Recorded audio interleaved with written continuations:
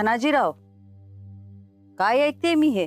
तुम्ही शिंदेना जाऊन मिळालात? हा ताई मॅडम, आता अजून साथ नाही देता येणार मला तुम्हाला. म्हणजे? ताई मॅडम, तसे मी आता हारणारी पार्टी आहे तुमची, मग मी राहून काय करू? हरणारी म्हणजे? समर साहेब मुंबईला, तुम्ही बंगल्यात. हवा काय सुरू आहे माहिती नाही तुम्हाला. तुमची हवा संपली ताई मॅडम. धनाजीराव! ताई मॅडम, आता मी पार्टी बदलली, मला नका फोन करू. कट केला? काय? तुझा फोन कट केला त्यांनी? तिची ही हिंमत? मम्मा, या भागात धनाजीरावांचं चांगलंच वजन आहे आणि आता जर ते शिंदेंना जाऊन मिळाले तर आपला निम्मा अधिक सपोर्ट केल्यात जमाय. का सोडून गेला? कारण त्यांना आपण आता हरणारी पार्टी वाटतोय. ताई, लवकरात लवकर काहीतरी राजकारण केलं पाहिजे. त्यांनी आपली माणसं फोडली ना, आता आपण त्याची माणसं एक एक करून फोडूया, त्याला जाम पॅक करून टाकूया. हो, त्याच्या मागे माणसंच नसली तर तो असला काय आणि नसला काय. पण अशी किती माणसं फोडत बसणार? त्यापेक्षा त्यांना नीट समजून आपण परत आणलं तर झंझटच मिटत. हो, पण ती ऐकणच झाली ती तर.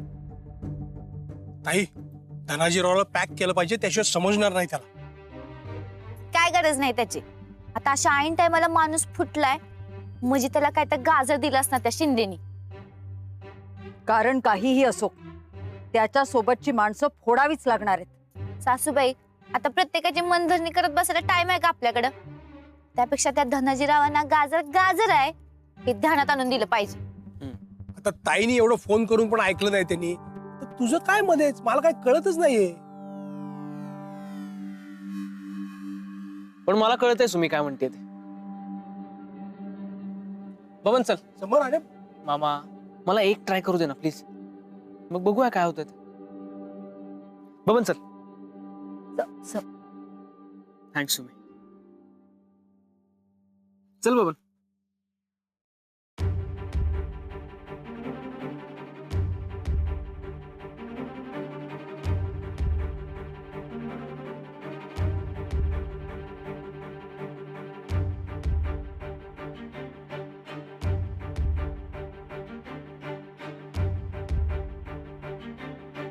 ताई, अगं हिला तर राजकारण कळत नाही असं ही म्हणत असते कायम. पण आता हिचं काय मध्येच आहे? काहीतरी नाही ते सल्ले देते समरला, आणि समर पण तिला थँक्स म्हणून निघून गेला. जरा जास्तच वेळ वाटते हिच्याकडे. नरसू, हिला कामाला लावूया. म्हणजे कसं? हा, आलं लक्षात ताई, आलोच.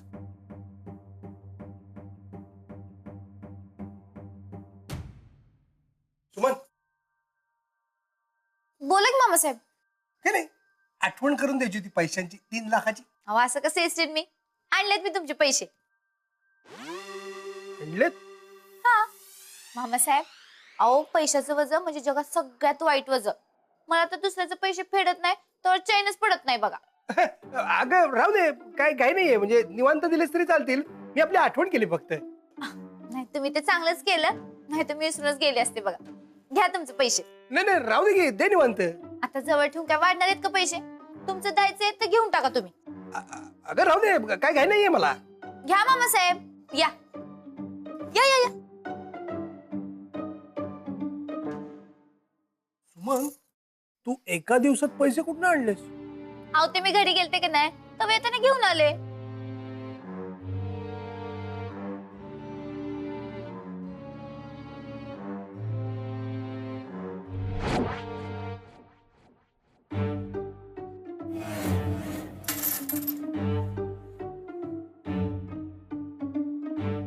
काय? मामासाहेब, मी सांगितले ना हो तुम्हाला, पैशाचं वजन म्हणजे जगात सगळ्यात वाईट वजन. आता मला जमल तसं मी ते वजन कमी करत जाणार. तुम्हाला शब्द दिलाय मी तसा. घ्या. अगं पण यांनी काय होणार आहे सुमन? वजन कमी होणार आहे, मोजा.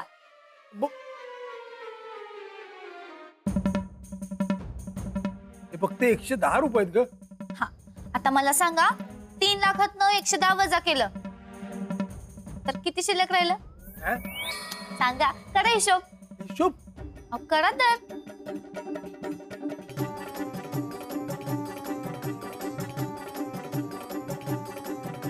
3 लाख वजा 110, शून्य हातचा इथला 1, 10 ने गेला 9, परत हातचा इथला 1, 10 ने गेला 8, परत हातचा इथला 10, 9, 10, 3, 3 गेला 2, 2,99,890. आता 110 रुपयाचं वजन कमी झालं तर मला सांगा माझ्यावर किती रुपयाचं वजन शिल्लक राहिलं? हा? सांगा, करा हिशोब. चुप कशाला केला की 2,99,890. हा, सुमन, ही नोट फाटकी आहे ग. बघू. थांबा. आता 110 नाही 100. हे घ्या रुपया. 101 म्हणजे रक्कम वाढते असावी कायम, शुभ असते. आता मला सांगा माझ्यावर किती रुपयाचं वजन शिल्लक राहिलं? सुमन, ते 10ची फाटकी नोट चालेल मला, ती परत दे ना. 1 रुपया परत घे. हिशोब झाला तुझा. नाही नाही नाही मामासाहेब, असं कसं फाटकी नोट देऊ तुम्हाला? आपण तुम्ही करा हिशोब. 3 लाखातनं 100 किती गेले? हा 101 101. हा. हातचा घेतला 1, 10 गेला 9, 10 गेला 9, 10 गेला 8, 1, 9, 3, 2,99,899. हा, आता असं मी तुम्हाला दररोज देत जाईन आणि दररोज वजन कमी करत जाईन. तुम्ही काय काळजी करू नका. हा,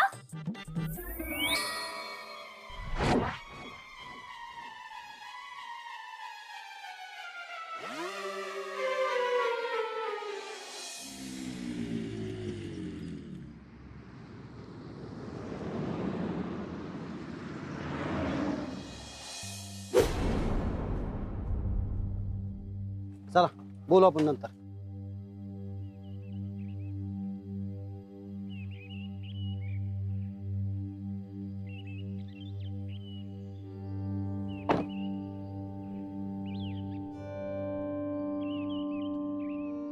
नमस्कार धनाजीराव. काय एवढं नाराज आहात आमच्यावर? काय झालंय सांगा तरी. अशी मध्येच का साथ सोडून चालले? साथ देण्यात काय पॉइंट आहे साहेब? म्हणजे काय झालं?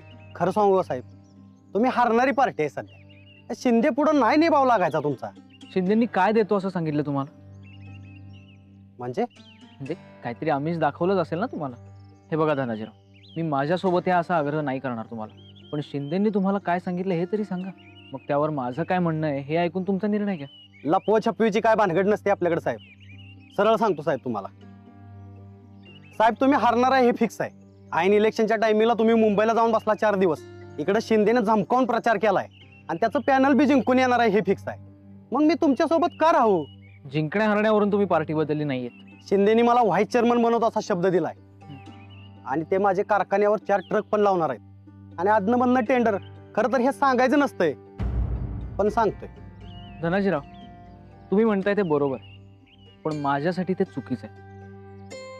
नाही, तुम्ही माझ्या बाजूने येत नाहीत म्हणून मी तुम्हाला हे सांगत नाहीये, तुमच्याच फायद्यासाठी सांगतोय. शिंदेंनी आजवर किती घोटाळे करून कारखाना डबघाईला आणलाय तुम्हाला चांगलंच माहिती आहे. आणि आता जर पुन्हा शिंदे निवडून आले तर कारखाना अजून किती दिवस चालेल याचाही अंदाज नाहीये तुम्हाला.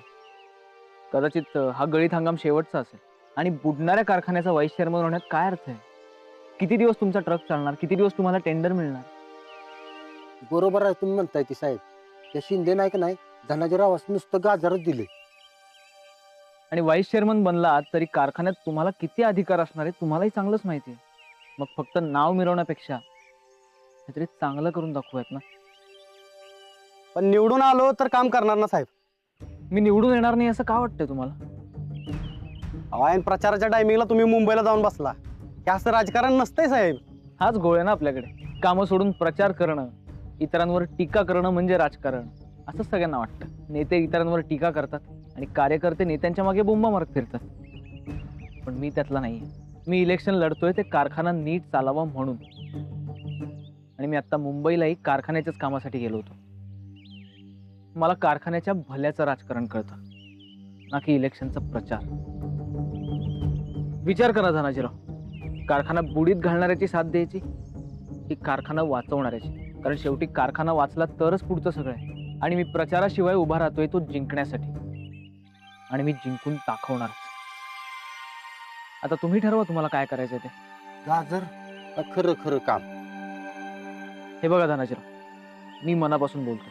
आता तुम्हालाही जर ते मनापासून पटत असेल तर या माझ्या बरोबर, नाहीतर मी जातो एकटा. थांबा साहेब, मी पण येतो तुमच्या संगत. मनापासून बोलताय ना? होय साहेब, नुसतं मिरवण्यापेक्षा काहीतरी करूया. चला, आधी मला आता ताई मॅडमांची माफी मागायला पाहिजे आणि तिथं जाऊनच पुढची रूपरेषा ठरवूया. चला. चला.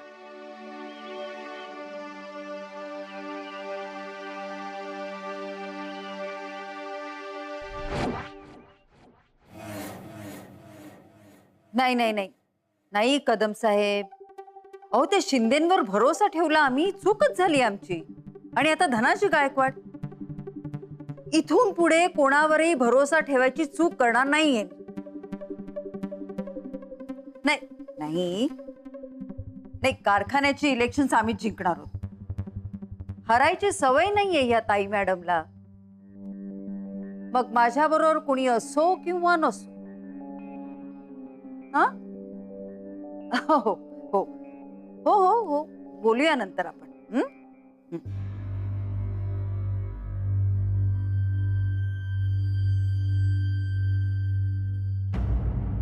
व्यवस्थित आहे ना चहा? हा. झाला ना देऊन?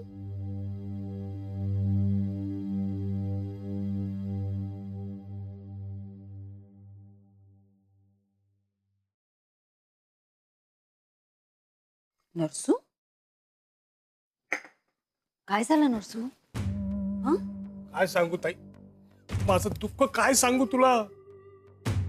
अगं तू सांगितल्याप्रमाणे मी त्या खानावळीला 3 लाख रुपयाची आठवण करायला गेलो, तर ती मला काय म्हणली माहिती का, मी पैसे परत देते तुमचे. काय? हो, मला पण असाच धक्का बसला ताई. मी म्हटलं आता आपल्याला तिला पिळायचा चान्स आला होता पैशावरनं, तो जाणार म्हणजे तू केलेलं राजकारण वाया जाणार ताई. मग ताई, तिने मला 3 लाख रुपयातले 110 रुपये परत दिले. 3 लाखातले 110 वजा करायला लावले, त्यातले 10 रुपये परत घेतले, 1 रुपया दिला आणि परत वजाबाकी करायला लावली. माझं डोकं खलास झालं पार ती आकडेमोड करून. ताई, तू काहीतरी लवकरात लवकर राजकारण कर, नाहीतर या तुझ्या भावाचा जीव जाईल ताई. नरसू, अरे काय सुरू आहे तुझं हे सगळं? हे सगळं बाजूला राहू देता, आधी प्रचाराचं बघ. ताई मॅडमचा मुलगा निवडणूक जिंकलाच पाहिजे. काय तयारी केली आहेस तू? हाय ताई, ठीक आहे. म्हणजे आता ते धनाजीराव फुटल्यामुळे जरा प्रेशर आलंय, पण तू असल्यावर कसली काळजी ना. नाही रे, धनाजीराव पाहिजे होता आपल्या बाजूने. आता शिंदेची ताकद वाढली. मग काय करायचं ताई आता? हा, आता समर गेलाय त्या खानावळवालीचं ऐकून समजवायला, पण त्याचा काही उपयोग होईल असं वाटत नाही का मला. तिला काय राजकारण कळतंय? बरोबर बोललीस ताई, तिच्या सल्ल्याचा काही उपयोग नाही.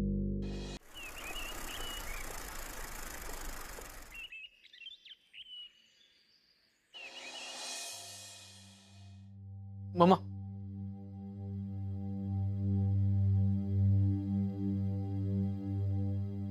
ताई मॅडम, माफी असावी. माझं जरा डोकं हुकलं होतं, पण समर साहेबांनी आणलं ताळ्यावर. सुमीच्या सल्ल्यामुळे.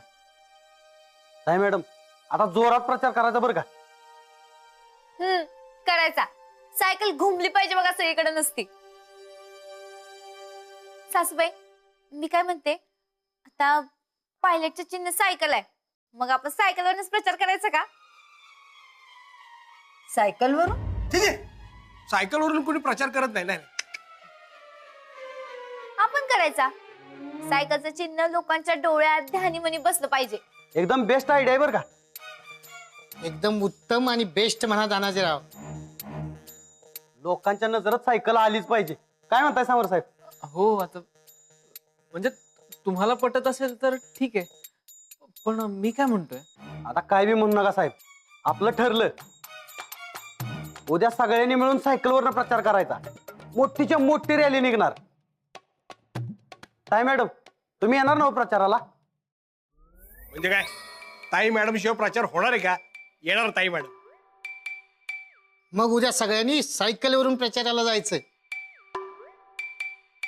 हा, मग उद्या सगळ्यांनी सायकल काढून ठेवायला सांगतो. जाऊ सगळ्यांनी मग.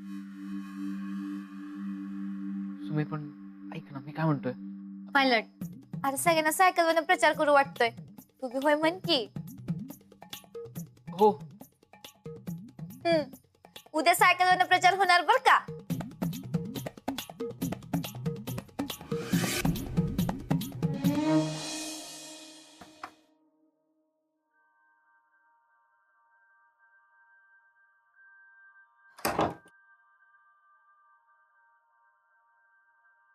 मम्मा. समर, मम्मा काय झालं ग? डोकं दुखतंय जाम. कशाने? हवामान बदलल्यामुळे असेल. आणि निवडणुकीची सुद्धा दगदग चालू आहे ना. हो ना, गेले काही दिवस नाक जाम झाले आणि त्यामुळे डोकंही दुखतंय. झोप पण लागत नाहीये नीट.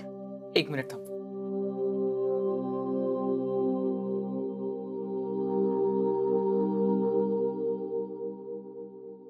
हे लावूयात म्हणजे तुला आराम पडेल.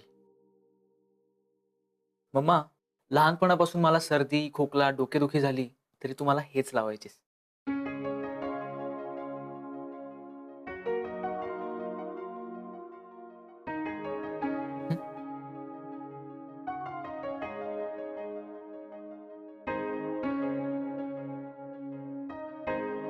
आता बरं वाटेल तुला आणि झोपही शांत लागेल.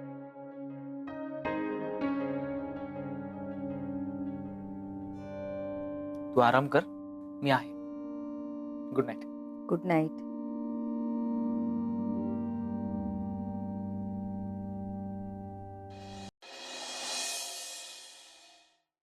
घ्या चहा घ्या.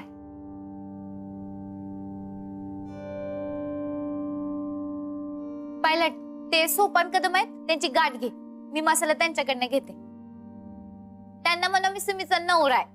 आणि त्या धुरपा जाधव आहेत बघ, त्यांची पण गाठ घे.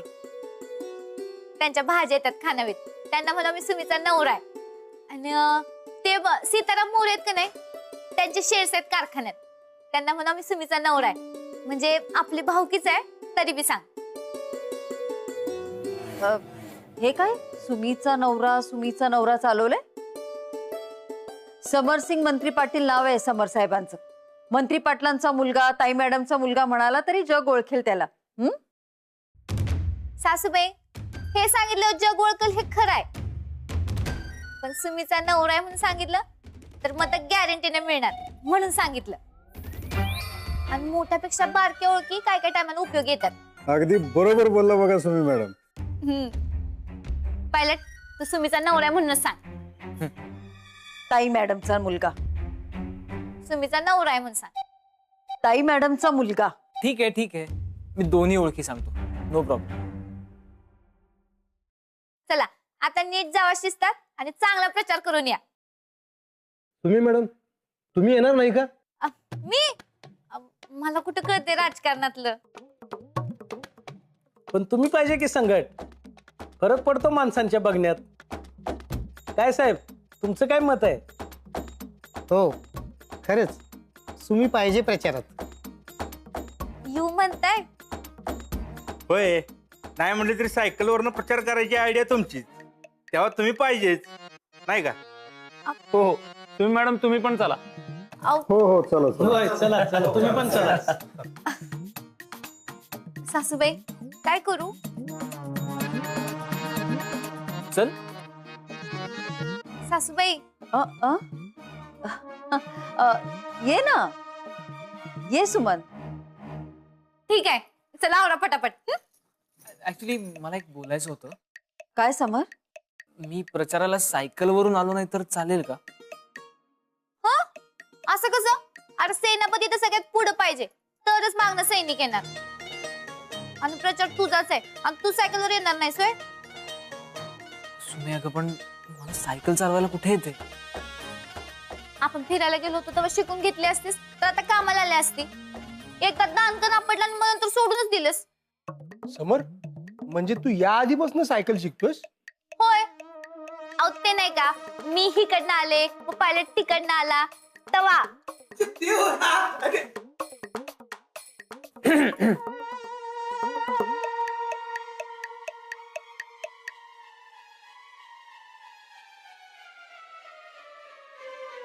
बास आता गप्पा बस. चला आता समर, तू माझ्या बरोबर कार मध्ये बस. नाही पायलट, चल मी तुला सायकल शिकवते. एक मिनिट,